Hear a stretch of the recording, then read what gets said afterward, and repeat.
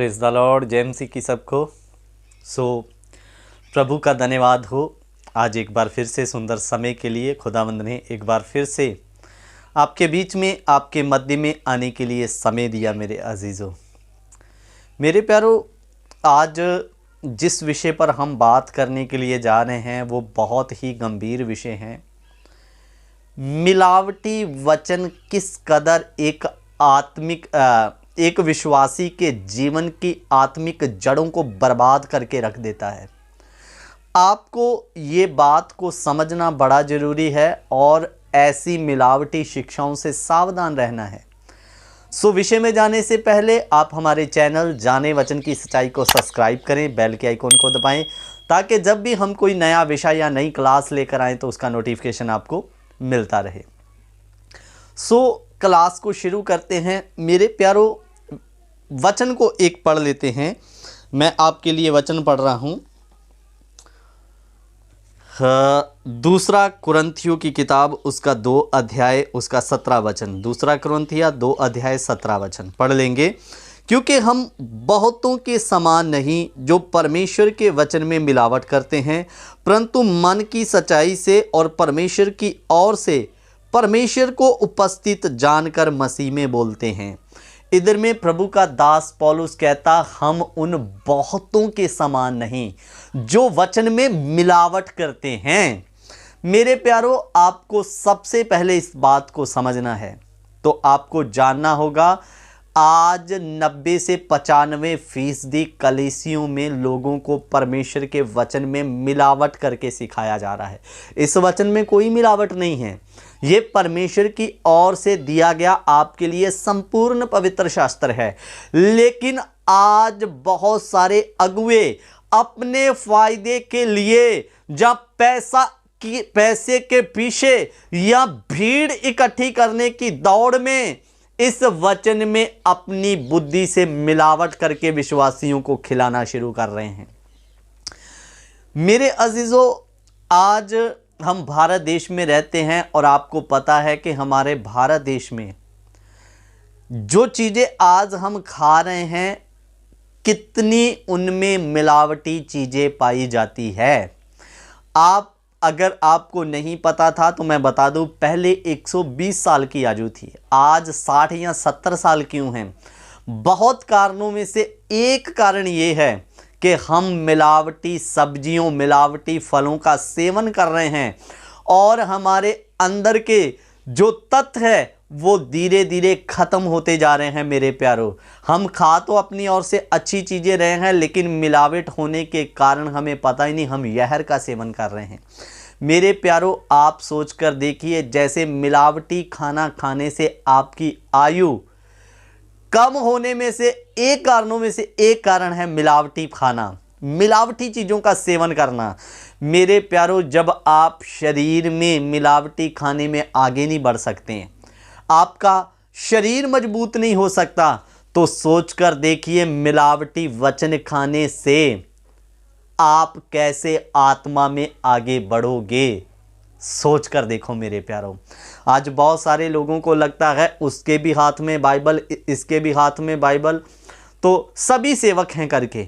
मेरे प्यारों, धोखे में ना रहें। सबके हाथ में बाइबल हो सकती है, लेकिन क्या सभी इस बाइबल के अनुसार आपको उपदेश दे रहे हैं? अगर ये बाइबल के वचन के अनुसार किसी का उपदेश मैच नहीं करता, चेलों के जीवन के साथ किसी का उपदेश मैच नहीं करता, चाहे वो कितना भी बड़ा सेवक क्यों ना हो, चाहे उसके पास में लाखों विश्वासी हो या यूट्यूब में लाखों फॉलोवर उसके क्यों ना हो, अगर वो इस उपदेश के अनुसार नहीं सुनाता, जहाँ खुद नहीं चलता, मिलावट करके सिखाता है, तो वो झूठा है। मेरे प्यारो, जैसे एक शारीरिक व्यक्ति को शरीर में मजबूत होना है तो अच्छे खाने की ज़रूरत है, वैसे एक विश्वासी को सिद्ध होकर परमेश्वर के पास पहुंचना है, आत्मा में मजबूत होना है, तो आपको परमेश्वर के खरे उपदेश की ज़रूरत है जिसमें मिलावट ना हो।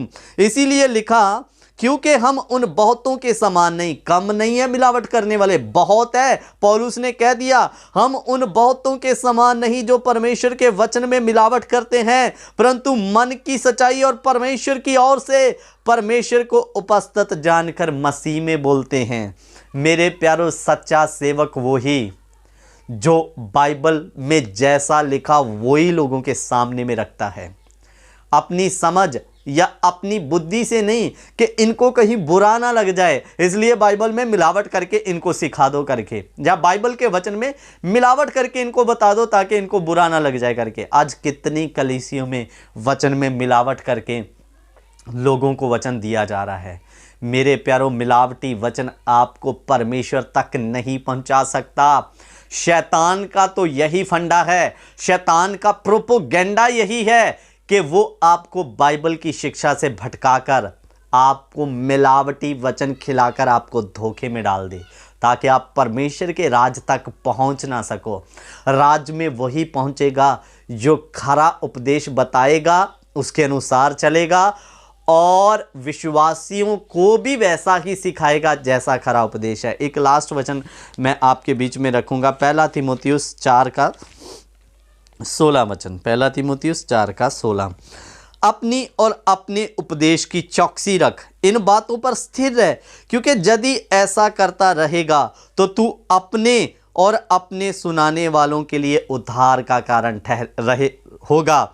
इधर में लिखा अपने उपदेश की चौकसी कर, और लिखा अपनी बातों पर, जो खरी बातें हैं उन पर स्थिर रह, क्योंकि यदि ऐसा करता रहेगा तो तू अपना और जो तेरे सामने में सुनने वाले बैठे हैं उनके उद्धार का कारण ठहरेगा।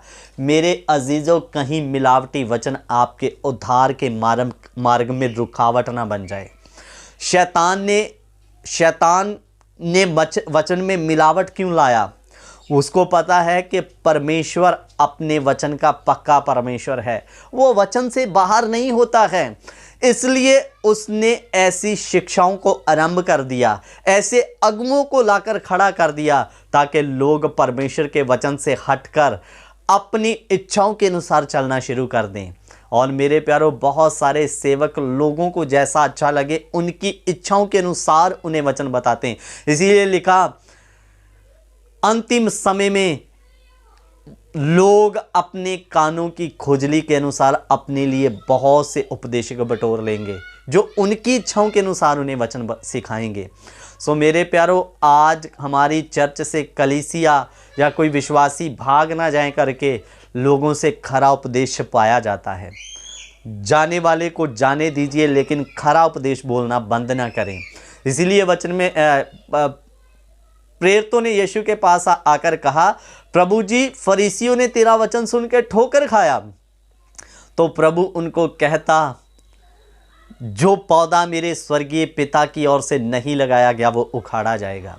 जो खरा उपदेश सुनकर कलीसिया से भागता है वो पौधा प्रभु की ओर से नहीं हो सकता, वो आज भी उखड़ेगा, आज नहीं तो कल उखड़ जाएगा। इसलिए ऐसे लोगों की चिंता ना करें।